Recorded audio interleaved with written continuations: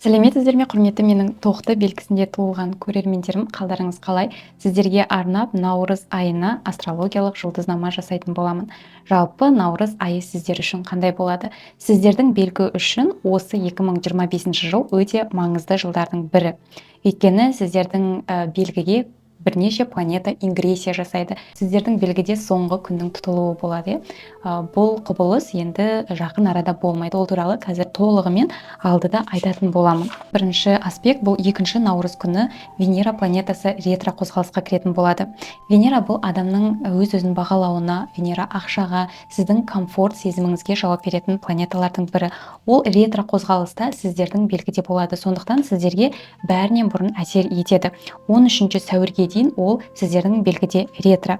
Бұл жерде сіздердің қарым-қатынасыңызға байланысты қандай да мәселелер, махаббат мәселесі болуы мүмкін. Егер сіз жалғыз болсаңыз, яғни бойдақ болсаңыз, сіздің бұрынғы қарым-қатынастарыңыз оралуы мүмкін. Немесе сізді сол бұрынғы қарым-қатынасқа тартып тұруы мүмкін. Яғни бұрынғы сөйлеспейтін адамдармен сөйлесу, солармен қарым-қатынасты жаңарту болуы мүмкін. Және бұл жердегі ең басты мәселе бұл сіздің самооценкаңыз, өз-өзіңізді бағалауыңызбен көбірек жұмыс істейтін боласыздар. Бір мәселелерде өзіңізді лайықсыз сезінуіңіз мүмкін. Қандай да бір нәрсеге лайықсызбын деп ойлау сізде болуы мүмкін. Бұл Венера планетасының сіздерге тигізетін әсері. Және осы жерде барлық назарыңыз өзіңізге ауатын болады. Өйткені сізге қандай да бір ыңғайсыздық тудыратын мәселелерді сіздер қайта қарастыра бастайсыздар. Бұл жаңағы айтқандай қарым-қатынас мәселесі болуы да әбден мүмкін. Яғни сіздің қазіргі қарым-қатынасыңыз сіздің қазіргі қарым-қатынасыңыз сіздің көңіліңізден шықпауы мүмкін. Сол мәселесінде сіздер қайта қарау, жөндеу немесе өзіңіздің көңіліңіз толмайтын нәрселерді айту процесі болуы мүмкін. Венераның ретро кезінде жаңа қарым-қатынас бастамауға кеңес беремін. Бұл уақытты өте осознанно пайдалануға тырысыңыз. Бұл уақыт сіздерді керек емес, сізге комфорт сезімін сыйламайтын нәрселерден арылуға көмектесетін болады. Одан кейін 3 наурыз күні Меркурий планетасы сіздің белгіге кіретін болады. Бұл кезде сіздің мышлениеңіз, ойлау қабілетіңіз өте тез жұмыс жасайтын болады. Және де кейбір мәселелерде сіздерде асығыстық пайда болуы мүмкін, тез бітіру, қандай да бір жұмыстарда асығыстық, тез ойланып, тез шешім қабылдауға бейім болуыңыз мүмкін бұл кездерде. Одан кейін 8 наурыз күні бізде Сатурн планетасы мен Күн планетасы бір нүктеде қосылатын болады.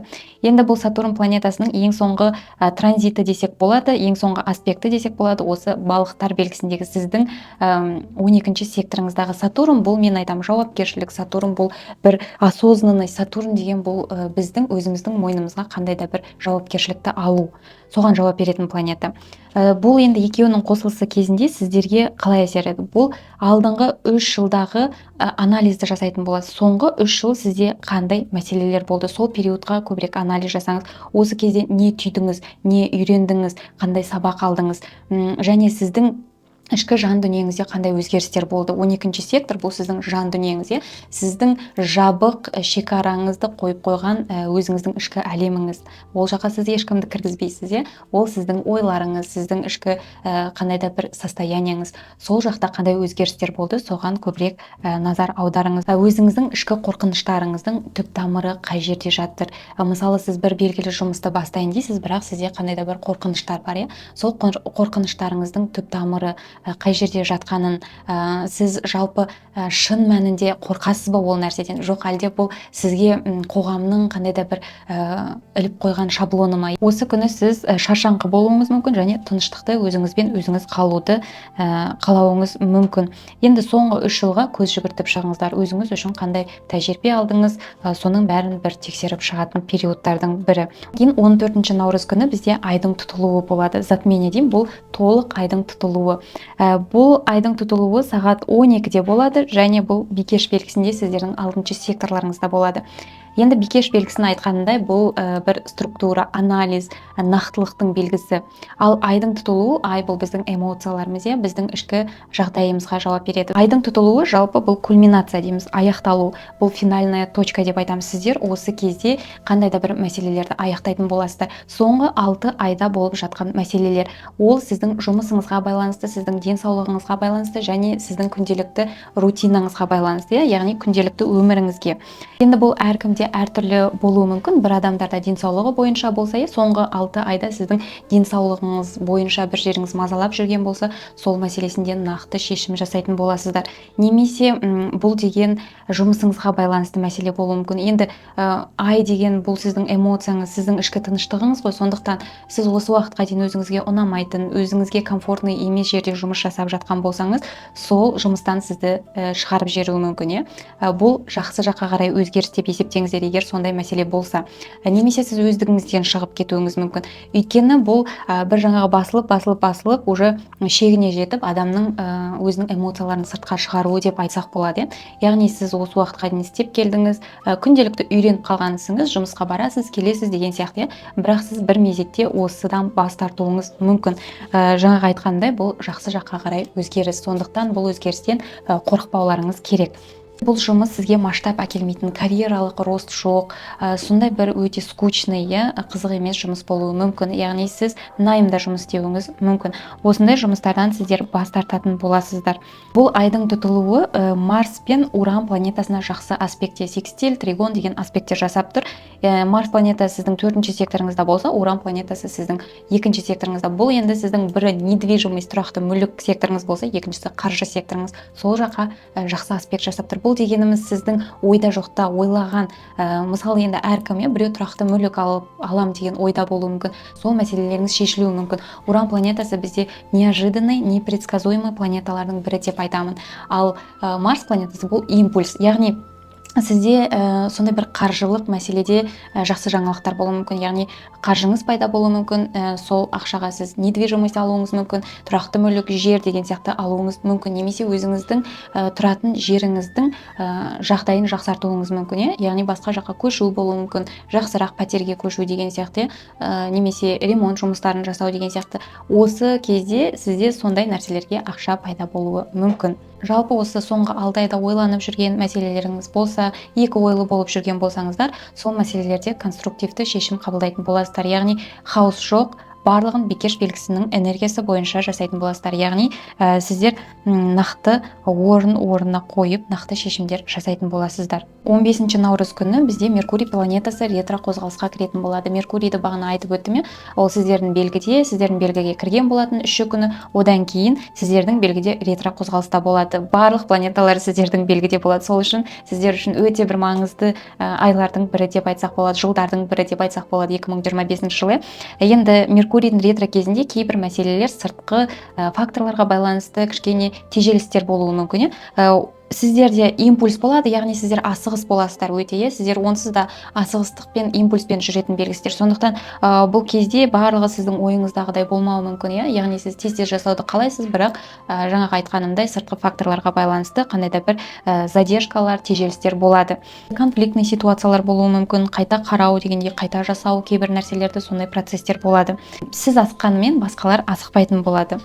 Сондықтан бұл периодта сіздерге сабырлы болу керек болады. Сіздер тез ойланатын боласыздар әрине, бірақ та сабырлық танытыңыздар. Сонда да бір жасаған жұмысыңызды қайта қарап, бір ойлаған жұмысыңызды қайта қарау ешқашан артық етпейді. Одан кейін 20 наурыз күні бізде күн мен түннің теңелуі болады, яғни жылдың басы деп есептеледі астрология тұрғысынан. Осы күні астрологтар күні, яғни астрология күні деп есептеледі. Біздің қазағымыздың да жаңа жылы 22 наурыз болып есептеледі. Бұл уақыт сіздердің комфорт, жайлылықтан шығып, әрекет ететін уақыттарыңыздың бірі. Осы кезде сіздер өте жігерлі боласыздар, жаңа бастамалар жасағыңыз келеді. Енді бұл энергетика тұрғысынан да өте мощный күндердің бірі деп айтуға болады. Ең бастысы бұл кезде күйіп жанып кетпеу керек сіздерге. Барлық бастаманы, инициативаны өз қолдарыңызға алу керек. Бұл периодты біз емес, басқалар үшін емес, өзіңіз үшін пайдаланасыздар. Яғни бұл период мен дейтін периодтардың бірі. Одан кейін 27 күні Черная луна Лилит дейміз, сіздердің 8-ші секторларыңызға кіретін болады. Енді бұл сіздердің қорқыныштарыңыз, сіз неден қорқасыз?